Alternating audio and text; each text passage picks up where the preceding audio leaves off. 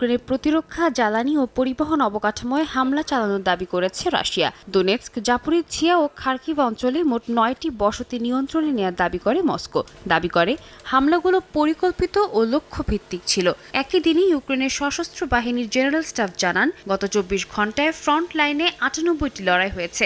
ইউক্রেনীয় বাহিনী একাধিক রুশ আক্রমণ প্রতিহত করেছে বলে দাবি করা হয়। ক্ষেপণাস্ত্র ইউনিট, বিমান বাহিনী ও আর্টিলারি রুশ লক্ষ্যবস্তুতে পাল্টা হামলা চালিয়েছে বলেও জানায় কিয়েভ।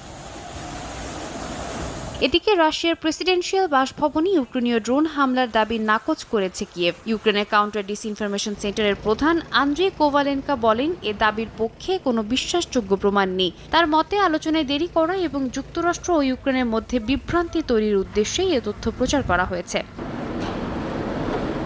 এদিকে শনিবার ইউক্রেনের রাজধানী কিয়েভে পৌঁছান ইউরোপীয় দেশগুলোর জাতীয় নিরাপত্তা উপদেষ্টারা। যুক্তরাজ্য, জার্মানি,